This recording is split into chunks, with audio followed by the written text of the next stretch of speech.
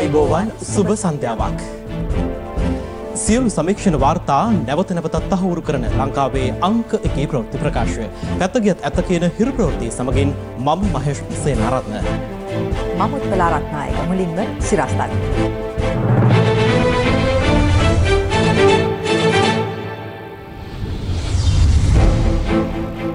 පාහියන්ගල ලෝක උරුමයක් කරන්නයි ඉල්ලීමක්. පුරාවිද්‍යා මංකොල්ලයක් ගැනත් සැකයක්. පුරාවිද්‍යා මංකොල්ලය කියලා කියන්නේ අති දැවැන්ත මංකොල්ලයක්. මේ මංකොල්ලෙට පාහියන්ගලින් ලැබිච්ච ප්‍රාත් ඓතිහාසික සාධකත් අහුණාද කියන එක සාධාරණ සැකයක් අපිට තියෙනවා. අද සිට ඇඳිරි නීතිය පැය 4කට සීමා වේ. ජාතික උද්‍යාන හෙට සිට විවෘතයි. රිෂාඩ් බදියුදීන්ගේ මෙහෙයවීමෙන් රට තුළ ක්‍රියාත්මක අරාබි පාසල් ජාලයක් ගැන ඥානසාර හිමිගෙන් හෙළිදරව්වක්. ජාතික රෝහලේ කොල්ලකරු ඇල්ලූ බුද්ධි නිලධාරියා රියානතුරකින් ජීවිතක්ෂයට. සොයිසාපුර වෙඩි තැබීමට පැමිණි රථය පැද වූ රියදුරු මුත්තලදී අත් අඩංගුවට. ඇමරිකානු පොලිස් වෙඩි පහරින් තවත් කළු ජාතිකයෙක් මරුට.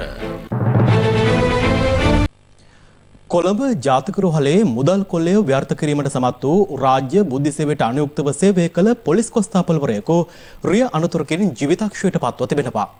ඔහු ගමන් කළ යතුරු පැදිය ඩිෆෙන්ඩර් රථය ගැටීමෙන් මෙම අනතුර සිදුව තිබුණා. දවසේ පුවත කොළඹ ජාතික රෝහලේ රුපියල් 79 ලක්ෂයක මුදල් කොල්ලයක් සිදු වී පසුගිය නවනදායි. මුදල් රැගෙන පලා යාමෙන් සිටි සැකකරු ලොහබැද ගොස් මෙල්ල කර ගැනීමට එම අවස්ථාවේ කොළඹ ජාතික රෝහල පරිශ්‍රයේ රාජකාරී කරමින් සිටි රාජ්‍ය බුද්ධි සේවයට අනුයුක්ත නිලධාරීන් දෙදෙනෙකු සමත් වුණා. ආධුනික නිලධාරීන් දෙදෙනෙකු මෙම නිලධාරීන් පොලිස්පතිවරයාගේද ඇගීමට ලක් වූයේ ඔවුන්ගේ වීරත්වය සමාජය තුළ කතාබහක්ද ඇති කරමින්. මුදල් කොල්ලේ වැළැක්වූ පොලිස් කොස්තාපල් සිතුම් දුලිත අලහප් පෙරුම කොල්ලේ සිදුව දින දෙකකට පසු එනම් 11 වෙනිදා රාජකාරී අවසන් කර තවත් නිලධාරියෙකුද සමග යතුරු පැදියකින් ගමන් කරමින් සිටියදී තිබිනිගස්සය ප්‍රදේශයේදී ඩිෆෙන්ඩර් රථයක් ගැටි අනතුරට ලක් වුණා. මේ අනතුර සිදුවන ආකාරය ආරක්ෂක කැමරාවක සටහන්ව තිබූ ආකාරයයි.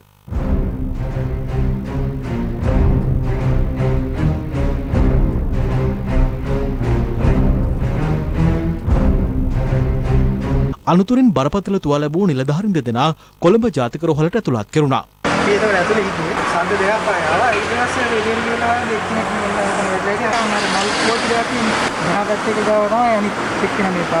දින දෙකක් එහි ප්‍රතිකාර ලැබූ සිතුම් අද ජීවිතක්ෂයට පත් වුණා. 22 වසරේ තරුණයෙකු වන මෙම නිලධාරියා වැලිකන්ද කිරිදමල ප්‍රදේශයේ පදිංචිකරුවෙක්.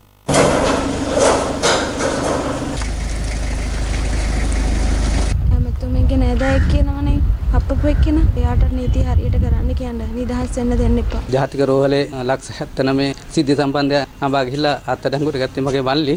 ඊට පසු දින තමයි මේ සිද්ධියට මොහොන පාණ්ඩුනේ. මේ අවස්ථාවිල්ලා සිටිනවා ඒ සම්බන්ධ සාධාරණයක් ඉස්ස කරලා දෙන්න කියලා මේ පවුල වෙනුවෙන්. අනතුර සම්බන්ධයෙන් ඩිෆෙන්ඩර් රථය පැද වූ 24 හැවිරිදි නීති ශිෂ්‍යයෙකු අත්අඩංගුවටගෙන හෙට දක්වා රක්ෂිත බන්ධනාගාරගත කර තිබෙනවා.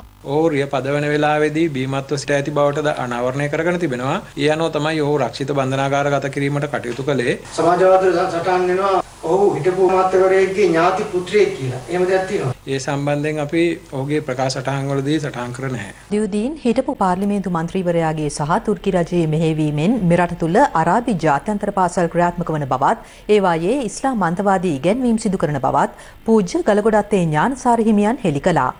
ඒ පාස්කු ප්‍රහාරය පිළිබඳ සොයන ජනාධිපති කොමිෂන් සභාව හමුවේ ඊයේ සාක්ෂි දුන් අවස්ථාවේදී පාස්කු ඉරිදා ත්‍රස්ත ප්‍රහාරය පිළිබඳ සොයන ජනපති කොමිසම් සභාව හමුවේ ඊයේ සාක්ෂි දුන් පූජ්‍ය ගලගොඩත්තේ ඥානසාර හිමියන් කරුණු කිහිපයක් පිළිබඳ අනාවරණ කළා. කොමිසම ඥානසාර හිමියන්ගෙන් විමසුවේ ඉස්ලාම් අන්තවාදය සම්බන්ධයෙන් කුමන කරුණු දැන සිටියේද යන්නයි. ප්‍රථමයෙන් ඉස්ලාම් ආගමේ විවිධ නිකායන් අතර ගැටුම් කිහිපයක් වාර්තා වූ බව ඥානසාර හිමියන් කොමිසමට පැවසුවා. එම සිද්ධීන් අතරින් කිහිපයක් පිළිබඳව ඥානසාර හිමියන් කොමිසමට සිහිපත් කළා. 2009 වසරේදී බේරුවල ඉස්ලාම් දෙපිරිසක් අතර ඇති වූ ගැටුම, ගොකරැල්ල ප්‍රදේශයේ මුස්ලිම් වරුන් අතර ඇති වූ ගැටුම, 2014දී නිට්ටඹුව හොරගල්ල ප්‍රදේශයේදී තවහීද් ජමාත් සහ තබ්ලිග් ජමාත් සංවිධාන අතර ගැටුම ඒ අතරින් කිහිපයක්. එම සිද්ධීන්ට අමතරව ඉස්ලාම් සහ බෞද්ධ ජනතාව අතර ගැටුම් කිහිපයක් පිළිබඳවත් ඥානසාර හිමියන් කොමිසමට පැවසුවා. මහනුවර තෙල්දෙනිය ප්‍රදේශයේ ඇති වූ සිද්ධිය 2017 වසරේ ගින්තොට ප්‍රදේශයේ ඇති වූ සිද්ධිය 2016 දී ගම්පොළ ප්‍රදේශයේ කටින පෙරහැරකට මුස්ලිම් තරුණයන් පිරිසක් විසින් ප්‍රශ්නයක් ඇති කිරීමට උත්සාහ ගැනීම ඇතුළු සිද්ධීන් කිහිපයක් ඒ අතර වුණා.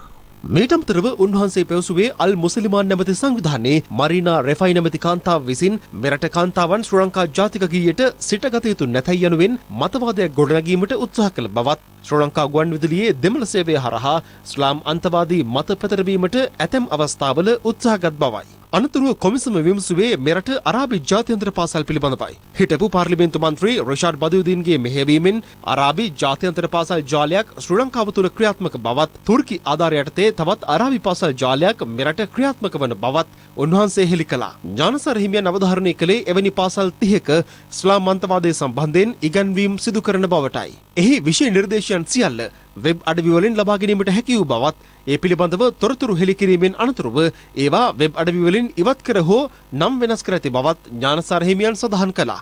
පාස්කු ඉරිදා මරාගෙන බැන්න බෝම්බ ප්‍රහාර එල්ල කළ ඉබ්‍රාහිම් පවුලේ දෙදෙනාත් ISIS සංවිධානයට අනුයුක්තව කටයුතු කර ජීවිතක්ෂයට පත් වූ ගලේවල ප්‍රදේශයේ පදිංචි පුද්ගලයාත් මෙම අරාබි ජාත්‍යන්තර පාසල් වලින් අධ්‍යාපනය ලැබුවන් බව ඥානසාර හිමියන් ජනාධිපති කොමිසම හමුවේ අනාවරණය කළා.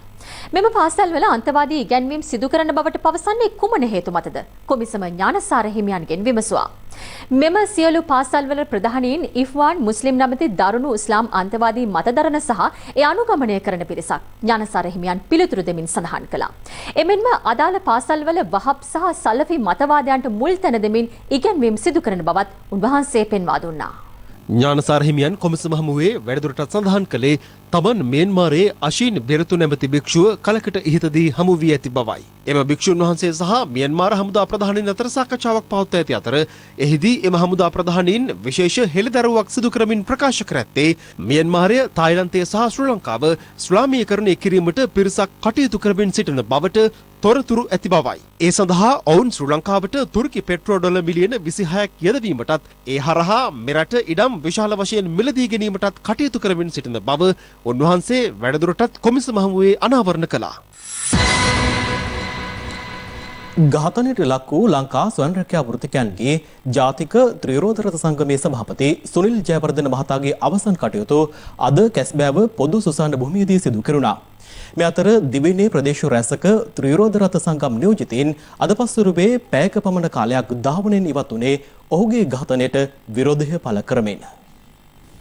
පිරිසකගේ පහර දීමකින් ජීවිතක්ෂයට පත් වූ ලංකා ස්වයං රැකියා වෘත්තකයන්ගේ ජාතික ත්‍රිරෝධරත සංගමේ සභාපති සුනිල් ජයවර්ධන මහතාගේ දේහයට අවසන් ගෞරව දැක්වීම සඳහා අද දේශපාලකයන් සහ වෘත්තීය සමිති සමාජිකයන් ඇතුළු පිරිසක් එක්ව සිටියා.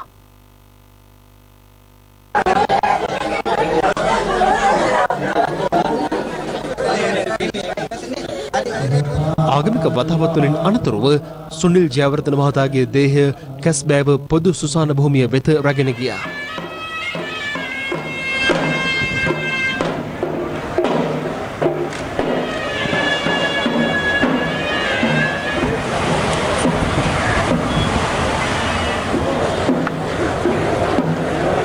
සුනිල් ජයවර්ධන මහතාගේ දේහය පිළිබඳ අවසන් කටයුතු සිදු කෙරුණේ එහිදී.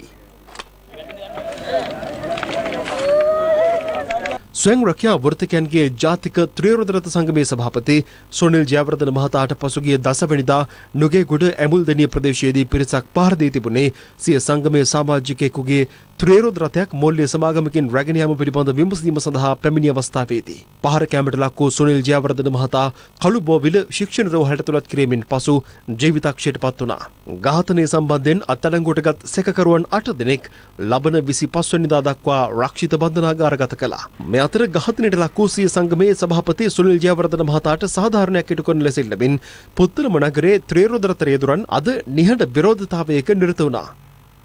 අපි ජනාධිපතිතුමාට කියන්නේ මේ මිනිමරුවන්ට වැඩි දඬුවම් ලබා දෙන්න, මේ රටට කල්බදු ලීසින් ක්‍රමය වෙනස් කරලා මේක බැංකු මගින් ලබා දෙන්න කියලා තමයි අපි සියලු දෙනාම ඉල්ලා සිටින්නේ. ඔහුට වෙච්ච අසාධාරණ වෙනුවෙන් අපි අද මේ පෙනී සිටින්නේ. ඔහුට සාධාරණ ක්ෂ්ඨ කරන්න කියලා ජනාධිපතිතුමාගෙන් ඉතා ගෞරවයෙන් අගමැතිතුමාගෙන් ඉතා ගෞරවයෙන් ඉල්ලා සිටිනවා. මේ අතර දිවයිනේ ප්‍රදේශ රැසක ත්‍රිරෝධ රථ සංගම් නියෝජිතයන් ඝාතනයට ලක් වූ සුනිල් ජයවර්ධන මහතා වෙනුවෙන් ශෝකය පළ කරමින් අද පසරුවේ පැයක පමණ කාලයක් ත්‍රිරෝධ රථ ධාවනයෙන් ඉවත් වුණා.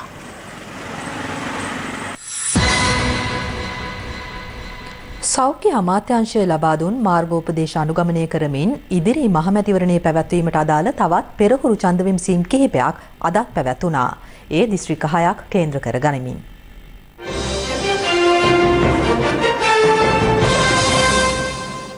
ඉදිරි මහමැතිවරණය වෙනුවෙන් මෙම ආදර්ශ ඡන්ද විමසීම් පැවැත්වුණේ යාපනය, බදුල්ල, පුත්තලම, අම්පාර, නුවරඑළිය සහ කළුතර යන දිස්ත්‍රික්කවලයි.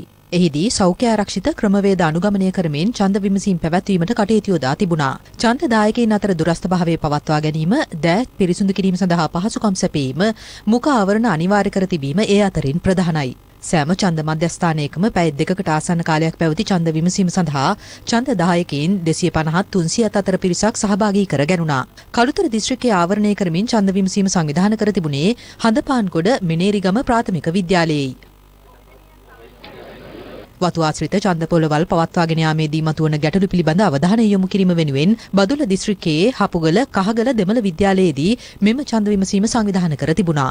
පාර්ලිමේන්තු මහමැතිවරණය සඳහා පෙරහැරුවක් අද දිනේ හපුතල ආසනයේ කහගල දමිළ විද්‍යාලයේදී පැවැත්වෙනවා. ඒ සඳහා නිලධාරීන් 175ක් පමණ සහ ඡන්ද දායකයන් 350ක් සහභාගී වෙන අතර වතු ආශ්‍රිත ප්‍රදේශයක ඡන්දය පැවැත්වෙන්නේ මොන ආකාරයෙන්ද කියලා තමයි තීරණය කරනු ලබන්නේ. නුවරඑළිය දිස්ත්‍රික්කයේ ඡන්ද විමසීම පේද්‍රෝ වතුයායේ දෙමළ පාසලේදී පැවැත්වුණා.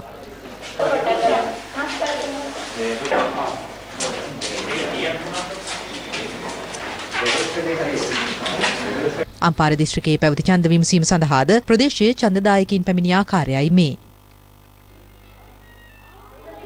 ප්‍රදේශයේ ජනතාව සෞඛ්‍ය පුරුදු වලට අනුගත වෙමින් ඡන්දය පාවිච්චි කරන ආකාරයක් තමයි මෙම ශාලාව තුලදී අපට දැක ගැනීමට හැකුණේ. විශේෂයෙන්ම කිය යුතුයි අම්පාර සහ මඩකරපු දිස්ත්‍රික්කයේ පොලිස් ස්ථානවල නිලධාරීන් ඡන්ද නිලධාරීන් මෙම ස්ථානට පැමිණ තිබෙනවා මෙම ආදර්ශ මැතිවරණය දැක ගැනීම සඳහා. යාපනයේ දිස්ත්‍රික්කය සඳහා පැවති ආදර්ශ ඡන්ද විමසීමේ කටයුතුද සාර්ථකව පැවති ආකාරයයි මේ.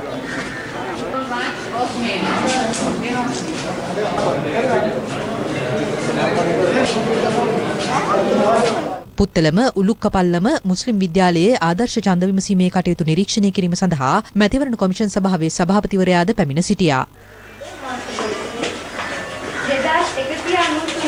අපි මේ කාර්ය කරනකොට වැදගත්ම දේ ජනතාවට අවධාරණය කරන්න එන්න බය නැතුව ඡන්දේ දාන්න. අපි රෝගය බෝවීමට කිසිම ඉඩක් නොලැබෙන ආකාරයෙන් විස බීජාරණය කරලා සෞඛ්‍ය උපදෙස් අනුව කරනවා. මීටර එක දුර පවත්වා ගැනීම, මුහුණු ආවරණ පළඳ සිටීම, නිරතුරුවම අත් පිරිසිදු කිරීම යන කාර්යයන් පරීක්ෂා කිරීම සඳහා සෞඛ්‍ය වෛද්‍ය නිලධාරීන්ගේ කාර්ය මණ්ඩලය සෑම ඡන්ද පොලකටම එක බගින් අපි යොදවන්න බලාපොරොත්තු. අපි බලාපොරොත්තු වෙනවා ජූලි මාසේ 15 වෙනිදා වෙනකොට සම්පූර්ණයෙන්ම මේ සම්බන්ධයෙන් රටේ ජනතාව නිසි ආකාරයට දැනුවත් වෙන්න කියලා. මේ අතර ඉදිරි මහමැතිවරණයට අදාළ ඡන්ද පත්‍රිකා 1,75,00,000 අතරින් දිස්ත්‍රික්ක 10ක ඡන්ද පත්‍රිකා මේ වන විට මුද්‍රණය කර අවසන් බව රජයේ මුද්‍රණාලයාධිපතිනි ගංගානී ලියනගේ මහත්මිය සඳහන් කළා. ඒ අනුරාධපුර, පොළොන්නරුව, මාතලේ, යාපනය, නුවරඑළිය, රත්නපුර, කෑගල්ල, ගාල්ල, මාතර සහ බදුල්ල යන දිස්ත්‍රික්කවලයි.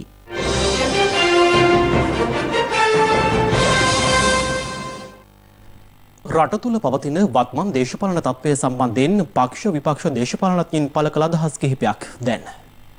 මේ මැතිවරණයෙන් පස්සේ අපේ දිස්ත්‍රික්කයේ පක්ෂයේ පාක්ෂිකයන් කඩා හැලීමක් සිදු වුණා. හේතුව අපේ පක්ෂයේ නායකතුමා මැතිවරණය පරාජයෙන් පස්සේ මේ දිස්ත්‍රික්කයට පැමිණියේ නැහැ. අති විශාල පීඩනයකට, අසහනයකට, දුකට පාත්‍ර වී සිටින මොහොතක කොවිඩ් කාලයේ පුරාවටම තමුන්නාන්සලාගේ දුක තක්සේරුනේ රුපියල් 5000ට. නමුත් 4 දෙනෙක් ඉන්න පවුලකට අඩුම ගණනේ ආහාර පමණක් මාසෙකට ලබා ගන්න 20000ක් වැය වෙනවා. රුපියල් 20000 ගානේ සියලු දෙනාට දෙනවා තබා. එතුමාගේ රජයේ යටතේ කුණු කන්ද නායක. එතුමා ඒකට වග උත්තර කරුවෙක් වන්දි ගෙවීම සම්බන්ධයෙන්. ඒ නිසා එතුමා මේ දිනවල නාම යෝජනා බාර දීලා එතුමාගේ පක්ෂයෙන් මැතිවරණයෙන් ඉවත් වෙමින් පවතින තත්වයක් තුල ඇතිවෙච්ච විශාල කම්පනයක් තුල කරන ප්‍රකාශන ලෙස තමයි මට හැඟෙන්නේ. මං හිතන්නේ මේ වන විට ලංකාවේ තිබෙන බහුතරයක් වෙච්ච සුළු පක්ෂ එකතු වෙලා තිබෙනවා සමගි ජන බලවේගයත් එක්ක.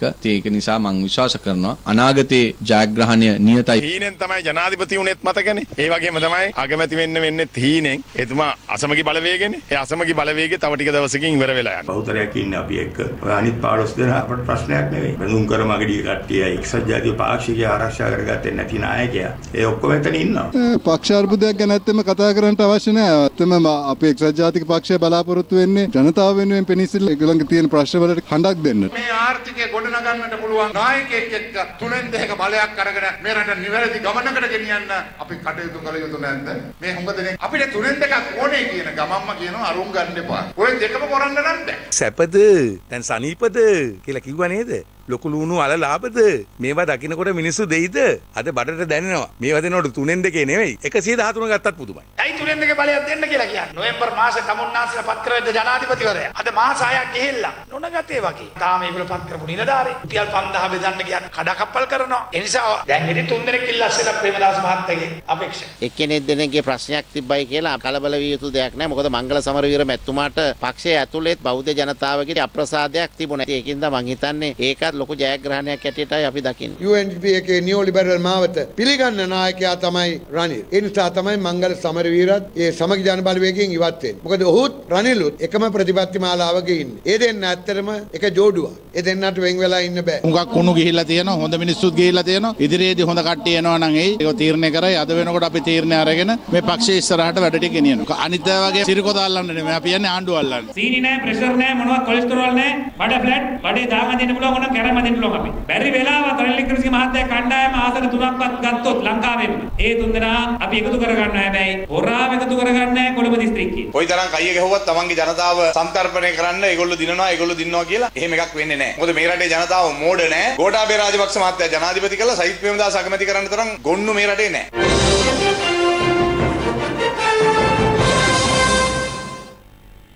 මෙරට දේශපාලන ක්‍රමය පිළිබඳ ජනතාවගේ විශ්වාසය යළි දිනාගත යුතු බව එක්සත් ජාතික පක්ෂ නායක රනිල් වික්‍රමසිංහ මහතා පවසනවා. ඒ මහතා මේ බව සඳහන් කළේ සිරිකොත පක්ෂ මූලස්ථානයේදී එක්සත් ජාතික පක්ෂයේ දිස්ත්‍රික් කළමනාකරන නිලධාරීන් හමු වූ අවස්ථාවේදී. අපි අර්බුද වලට වින දීලා තියෙනවා. එවන් ජයගෙන තියෙනවා. අපි ඡන්ද පෙරදිලා 8කට ගිහින් තියෙනවා.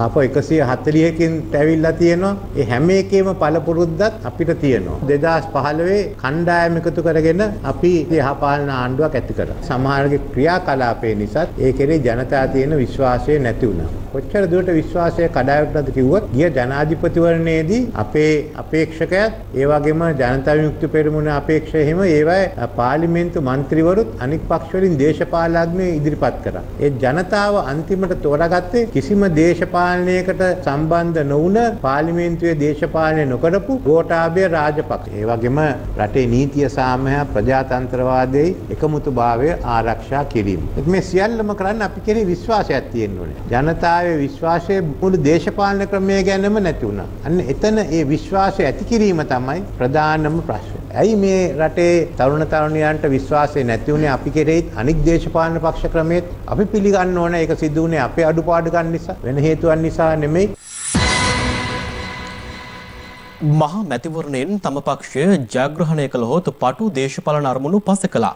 ජනාධිපතිවරයා සමග එක්ව රට වෙනුවෙන් වැඩ කිරීමට සූදානම් බව ආචාර්ය හර්ෂද සිල්වා මහතා පවසනවා. සමගි ජනබලවේග ප්‍රධාන කාර්යාලය පැවති ප්‍රවෘත්ති සාකච්ඡාවකට එක්වමින් ඔහු මේ බව සඳහන් කළා.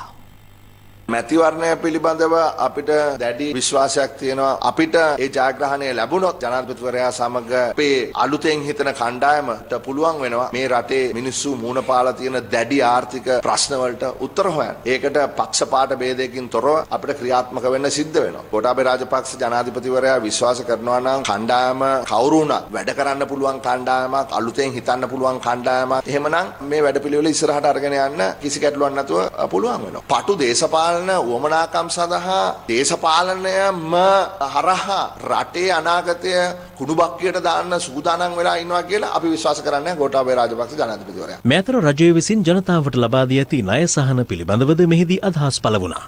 කම්කරු දෙපාර්තමේන්තුවේ නිල වාර්තාවට අනුව සමහර ශේෂ්ත්‍රවල 90% දක්වා සේවකයන්ට වැඩ නැහැ පඩි නැහැ. හැබැයි ඔවුන්ගේ ලීසින් වාරිකය එනවා. ඔවුන්ගේ ක්‍රෙඩිට් කාඩ් වාරිකය එනවා. ඔවුන්ගේ ණය වාරිකය එනවා. එතකොට රජය මේ සම්බන්ධයෙන් මොකක්ද අරගෙන තියෙන වැඩපිළිවෙල? මාධ්‍ය සංදර්ශන හරහා ජනතාව නොමග අරින්න ඔය කොම්පැනි වලට කිව්වා කියලා පොලියත් අය කරන්න එපා කියලා. පොලිය අය කරන්න එපා කියලා ආණ්ඩුව කොහෙවත් කියලා නැහැ. COVID-19 වසංගතය හමුවේ පීඩාවට පත් වූ ව්‍යාපාරිකයින් වෙනුවෙන් රජය විසින් ඉදිරිපත් කළ සහන ක්‍රියාත්මක කිරීමේ වගකීම අදාළ බැංකුවල කළමනාකාරීත්වයේ වගකීමක් බව හිටපු පාර්ලිමේන්තු මන්ත්‍රී ලක්ෂ්මන්‍යාපා අබේවර්ධන මහතා පවසනවා. අද පෙරවරුවේ පැවති ප්‍රවෘත්ති සාකච්ඡාවකට එක් වෙමින් ඔහු සඳහන් කළේ රජය මේ සම්බන්ධයෙන් දැඩි අවධානයෙන් කටයුතු කරන බවයි. රට විශාල ආඝාතයකට පත්වෙච්ච අවස්ථාවේ ව්‍යාපාරිකයන් විශාල වශයෙන් පීඩනයට පත් වුණා. ඒ නිසා තමයි මේ සහන නිකුත් කරේ. ඒ නිසා මේ සහන ක්‍රියාත්මක කිරීමේ වගකීමක් තියෙනවා. ප්‍රාදේශීය වශයෙන් ඉන්න නිලධාරීන්ට කරන්න බෑ. ඒක කළමනාකාරීත්වයේ විසින් ඒක බිම් මට්ටමට එවන්න ඕන. ඒ නිසා අපි ඉල්ලීමක් කරනවා කරුණාකර මේක ක්‍රියාත්මක කරන්න. මොකද රජයේ මේ පිළිබඳ තදින්ම ඉන්නවා. දෙම් පරිමාණයේ ව්‍යාපාරිකයන් ආරක්ෂා කරගෙන අපනයන ආදායම වැඩි කරගන්නවා. ඒ නිසා තමයි රජය බැංකු වලින් ඉල්ලලා තියෙන්නේ මේ සහන ලබා දෙන්න කියලා. ඒක මේ වෙලාවේ බැංකුවල යුතුයකමක්. ඒක රාජ්‍ය සහ පෞද්ගලික බැංකුවල කළමනාකාරීත්වය විසින් මේ තත්ත්වය අවබෝධ කරගන්නවා. මොකද මේක රජය අමාරුවෙන් මේ තත්ත්වයට මේක ගෙනාවා. පහුගිය ජනාධිපති මැතිවරණයේදී තිබිච්ච ශක්තියවත් සජිත් පිළට නැති බව පේනවා. අපි ඉල්ලා සිටිනවා එක්සත් ජාතික පාක්ෂිකයන්ගෙන් මේ 3/2 බලය ලබා දීම සඳහා මේ වෙලාවේ රට වෙනුවෙන් ඔබ කොළෙලියක් දැක්විය යුතුයි. ඒ නිසා කරුණාකර පක්ෂ දෙකම කඩාවැටීමක් සිද්ධ වෙලා තියෙන නිසා සියලුම දෙනා එක්කාසු වෙලා මේ 3/2 බලය ලබා දෙන්න මේ පාර්ලිමේන්තුව තුළ බැනගන්න මන්ත්‍රීවරු අවශ්‍ය වෙන්නේ නැහැ. මේ පාර්ලිමේන්තුව තුළ රණ්ඩු වෙන මන්ත්‍රීවරු අවශ්‍ය වෙන්නේ නැහැ. උතුරයි නැගෙනහිර ඇරුණම අනිත් ජනතාව විශාල පරිත්‍යාගයක් කරා. ඒ වගේම දැන් උතුරයි නැගෙනහිර ජනතාවටත් අවස්ථාවක් ඇවිල්ලා තියෙනවා රජයත් එක්ක කටයුතු කරන්න. ඒ නිසා එදා ප්‍රකාශ කරපු සියලුම දේවල් අද අසත්‍ය බවට පත් වෙලා තියෙනවා. බස් ගාස්තු ඉහළ නැංවීමට කිසි ලෙසකින් හෝ ඉඩ නොදෙන බව මගී ප්‍රවාහන කළමනාකරණ අමාත්‍ය මහින්ද අමරවීර මහතා පවසනවා. කෙසේ වෙතත් පෞද්ගලික බස් හිමියන් පවසන්නේ සාමාන්‍ය බස් රථවලින්ද අර්ධ සුඛෝපභෝගී බස් රථවල ගාස්තුව අය කිරීමේ අවශ්‍යතාව මතුව ඇති බවයි.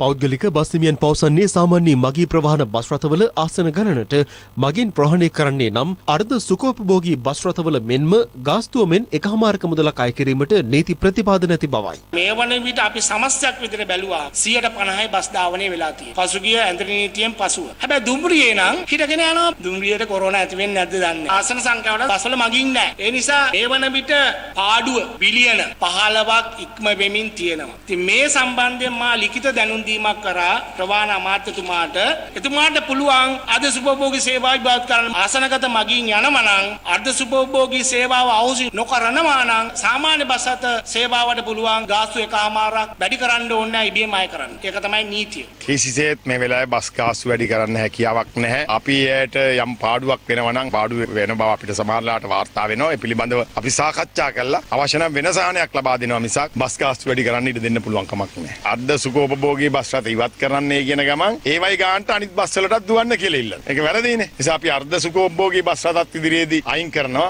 අනිත් බස් රථයි ඔක්කොම එක සමාන ගානකට තමයි ගේන්නේ. COVID-19 වසංගතයත් සමග විවිධ ශේෂ්ත්‍රයන්ට පැන වූ සීමාවන් මේ වන විට ලිහිල් කිරීමේ පසුබිම තුළ තෙමසකට පමණ පසු කිතුණු බැතිමතුන්ට ඉරිදා දේව මෙහන් වලට එක්වීමේ අවස්ථාව අද උදා වුණා. ඒ අනුව දෙවන පුරා කිතුණු දේවස්ථානවල බැතිමතුන් දේව මෙහන්ට එක් වූයේ සමාජ දුරස්ථ භාවය රැකීමාදී සෞඛ්‍ය අංශ විසින් ප්‍රකාශයට පත් කර ඇති නිර්දේශ අනුගමනය කරමින් උපරිම පුද්ගලයන් 50ක සීමාවට යටත්ව ආගමික කටයුතු සඳහා ආගමික ස්ථාන විවෘත කිරීමට පසුගියදා රජය අවසර ලබා දුන්නා. මේ අතර අද සිට දිවයිනේ සියලු දිස්ත්‍රික්කවල ඇඳරි නීතිය මධ්‍යම රාත්‍රී 12 සිට අලුයම 4 දක්වා පමණක් ක්‍රියාත්මක කරන බව ජනාධිපති මාධ්‍යංශය නිවේදනය කළා.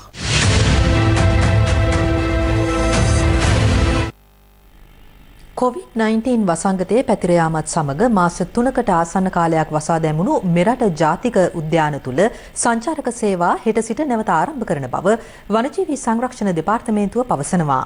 ඒ අනුව යාල, විල්පත්තුව, උඩවලව ඇතුළු ජාතික උද්‍යාන 7ක් හෙට සිට සංචාරකයන් සඳහා විවෘත වනු ඇති. COVID-19 වසංගතයේ මෙරට තුළ පැතිර යාමත් සමග වනජීවී සංරක්ෂණ දෙපාර්තමේන්තුව ජාතික උද්‍යාන තුළ සංචාරක සේවා අත්හිටුවනු ලැබුවේ පසුගිය මාර්තු 15 වෙනිදායි. ඒ අනුව දින 90කට ආසන්න කාලයක් මෙරට ජාතික උද්‍යාන සියල්ල වසා දැමුණා. වනජීවි සංරක්ෂණ දෙපාර්තමේන්තුව පවසන්නේ හෙට සිට යාල, විල්පත්තුව, උඩවලව, මින්නේරිය, කවුඩුල්ල, පරවිදූපත සහ හෝටන් තැන්න යන ජාතික උද්‍යාන 7 මහ ජනතාවට විවෘත වන බවයි. එසේම ජාතික උද්‍යාන වසා දැමීමට පෙර වනජීවී සංචාරක නිවාස සහ කඳවුරු බිම් වෙන් කරගත් පුද්ගලයින්ට නැවත පැමිණෙන පිළිවෙල අනුව අමතර ගාස්තුවකින් තොරව යලි එම වෙන් කර ගැනීම සිදු කළ හැකි බවද වනජීවි සංරක්ෂණ දෙපාර්තමේන්තුව පවසනවා. විශේෂ අමාත්‍ය එස්.එම්. චන්ද්‍රසේන මහතාද ජාතික උද්‍යාන නැවත ආරම්භ කිරීම සම්බන්ධයෙන් මෙලෙස අදහස් පළ කළා. සෞඛ්‍ය ආරක්ෂක වැඩපිළිවෙළවලට යටත්ව මේ කටයුත්ත කරන්න අවශ්‍ය සියලු පහසුකම් වනජීවි දෙපාර්තමේන්තුව ඇතුළු අනිකුත් දෙපාර්තමේන්තු වලින් ලෑස්ති කරලා තියෙනවා. පළමුවෙන්ම වාහන ඇතුළු කරන්න කියලා තීන්දුව කරේ 50%ක් විතර. හොඳ තත්ත්වයට එනකොට සම්පූර්ණයෙන්ම විවෘත කරන්න බලාපොරොත්තු වෙනවා. දින 90ක් පුරා වසා දමා තිබූ ජාතික උද්‍යානවල ගස්වැල් සතාසිව්පාවුන් මිනිස් ක්‍රියාකාරකම් වලින් තොරවීමත් සමග ක්‍රමක්‍රමයෙන් තම සුන්දරත්වය ඉස්මතු කර තිබුණේ මෙලෙසයි. අතුපතර විහිදා නැගුණු මහා වනස්පතීන් මේ ලැබුණු නිවාඩුවෙන් නිදහසේ හුස්මගෙන තිබුණා. COVID-19 වසංගතය මිනිසුන් නිවෙස්වලටම සිර කරද්දී වෙනදා තොර තෝංචයක් නොමැතිව නැගුණු සෆාරි ජීප් රථවල ශබ්දයද පසුගිය මාර්තු 15 වෙනිදා සිට වියකී ගියා. නොසිතූ මොහොතක Tamanට ලැබුණු නිදහස උපරිමයෙන් භුක්ති විඳීමට වනාන්තරවල සැබෑ හිමිකරුවන් ක්‍රියා කළේ මෙලෙසයි.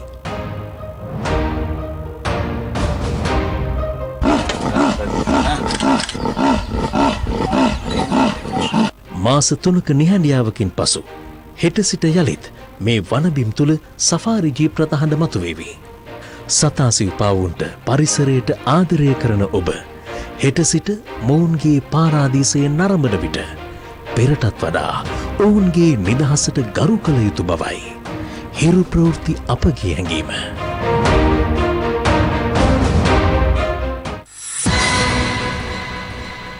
චීනයේ බීජිං අගනුවර ප්‍රදේශ 11ක් මුළුමනින්ම වසා දැමීමට පියවරගෙන තිබෙනවා. ඒ COVID-19 වෛරසයේ දෙවන රැල්ලක් මතුවීම හේතුවෙන්.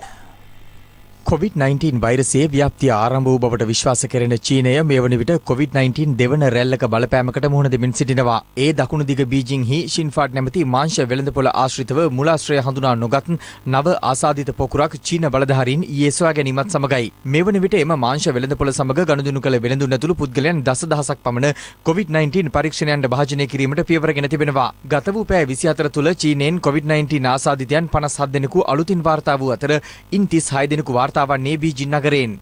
පසුගිය අප්‍රේල් මාස 13 වෙනිදාට පසු චීනයෙන් දිනක් තුල වාර්තා වූ වැඩිම කොවිඩ් ආසාදිතයන් සංඛ්‍යාව මෙයයි. වුහාන් නගරයෙන් හඳුනාගත් COVID-19 වෛරසය වවුලන් ආශ්‍රිතව හටගත් බවට පෙර වාර්තා පළ වුණා. කෙසේ වෙතත් බීජිං මාංශ වෙළඳපොලේ සැමන් මසුන් කැපීමට භාවිතයට ගත් ලෑලි මත COVID-19 වෛරසය සොයා ගැනීමත් සමග බලධාරීන් විමතියට පත්ව තිබෙනවා. මේ අතර COVID-19 ආසාදනය වීමෙන් මියගිය පුද්ගලයන්ගේ සිරුරු ආදාහනයට ඉඩ පහසුකම් නොමැතිවීම හේතුවෙන් මේ ආකාරයට තැන තැන ගොඩගසා ආදාහනය කරන ආකාරය ඉන්දියාවේ පංජාබ් ප්‍රාන්තයෙන් වාර්තා වුණා. ලෝපුරා වාර්තා වන COVID-19 ආසාදිතයන් සංඛ්‍යාව 78,89,818ක් දක්වා ඉහළ ගියේ ගත වූ පැය 24 තුළ නව ආසාදිතයන් 1,32,876ක් වාර්තා වීමත් සමගයි. මේ අතර අද දිනේ COVID-19 ආසාදිත නාවික හමුදා සමාජිකයන් 5 දෙනෙකු වාර්තා වීමත් සමග මෙරට සමස්ත COVID-19 ආසාදිතයන් සංඛ්‍යාව 1889 දක්වා ඉහළ ගියා. වෛරසය ආසාදිතව සිට පූර්ණ සුවය ලබා රෝහල් වලින් පිටව ගිය සංඛ්‍යාව 1287ක් වන අතර ආසාදිතයන් 591ක් තවදුරටත් වෛද්‍ය අධීක්ෂණය යටතේ ප්‍රතිකාර ලබනවා.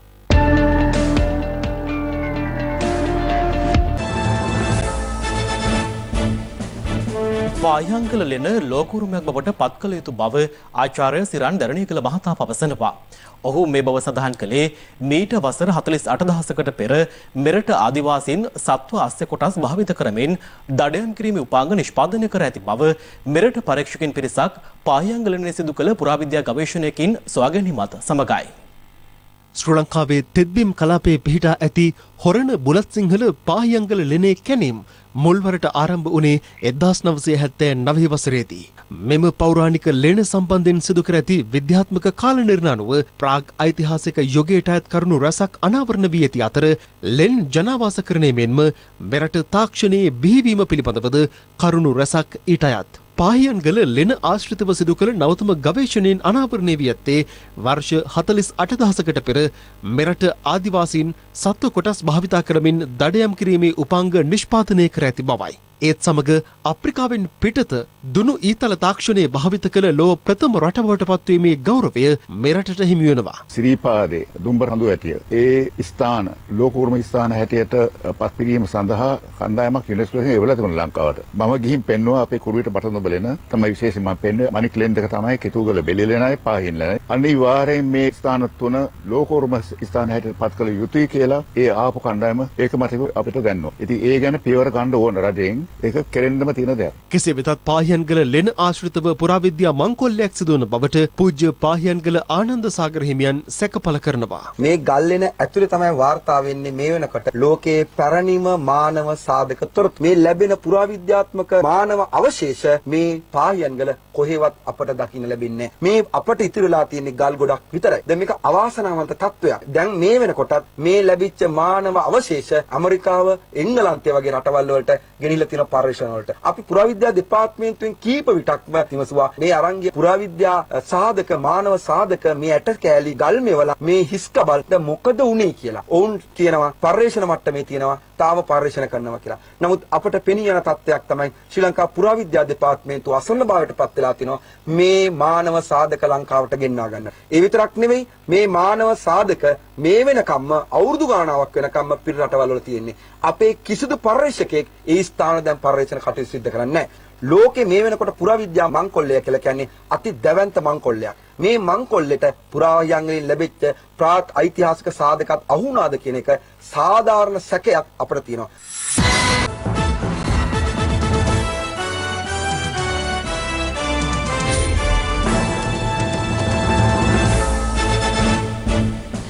දැන් තවත් දේශපත් කිහිපයක් සමගින් රටවටා හිරෝ.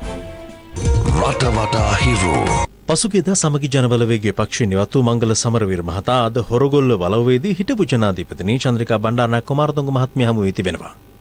මොරටුව සොයිසාපුර හෝටලයට වෙඩි තැබීම සඳහා පැමිණි මෝටර රථයේ රියදුරු අද බුත්තල ප්‍රදේශයේ සැඟව සිටියේදී පොලිසිය අත්අඩංගුවට ගෙන තිබෙනවා. අද පසරුවේ කළුතර කටුකුරුන්ද ප්‍රදේශයේ මුහුදේ දියනෑමට ගිය 6 දෙනෙකුගෙන් එක් අයෙක් අතුරුදන් වී ඇති අතර අතුරුදන් වූ තරුණයා හෙට දිනේදී යුගදිවියට එළඹීමට සිටි අයෙක්. කෑගල්ල පොදු වෙළඳ සංකීර්ණයටගත් ගින්නකින් ඉහළ මාලයේ කඩකාමරවලට දැඩි අලාභානි සිදුව තිබෙනවා. එම ගින්න පාලනය කිරීම සඳහා ප්‍රදේශ කිහිපයකින්ම ගින්න නිවන රථ යොමු කෙරුණු අතර දැඩි පරිශ්‍රමයකින් අනතුරුව ගින්න පාලනය කෙරුණා. කැකිරාව පොල්වන් කුට්ටිගම ප්‍රදේශයේ ඇඹුරුම් හලක නිෂ්පාදනය කරමින් තිබූ තත්වයින් බාල කහකුඩු තොගයක් සමග සැකකරුවන් දෙදෙනෙකු කැකිරාව මහජන සෞඛ්‍ය පරීක්ෂකවරුන් අත්අඩංගුවට ගත් අතර එම ඇඹුරුම් හලට මුද්‍රා තැබුණා. රටවටා හිරු.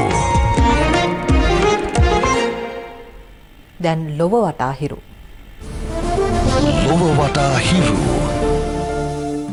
අමරිකාවේ ඇට්ලන්ටා නගරයේදී මෝටර රථයක් තුළ බීමතින් නිදාගෙන සිටි නිරායුධ කළු ජාතික තරුණයෙකු ඇමරිකානු පොලිසිය විසින් වෙඩි තබා ඝාතනය කර තිබෙනවා.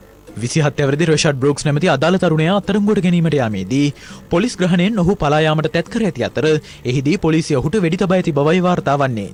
කෙසේ වෙතත් අදාළ සිදුවීම පාදක කරගනිමින් ඇට්ලන්ටා පොලිස් ප්‍රධානියා සිය දූරයෙන් ඉවත් වී ඇති අතර සිද්ධියට සම්බන්ධ නිලධාරීන් දෙදෙනෙකුගේ වැඩ තහනම් කිරීමට පියවරගෙන ඇති බවයි විදේශ මාධ්‍ය වාර්තා කළේ.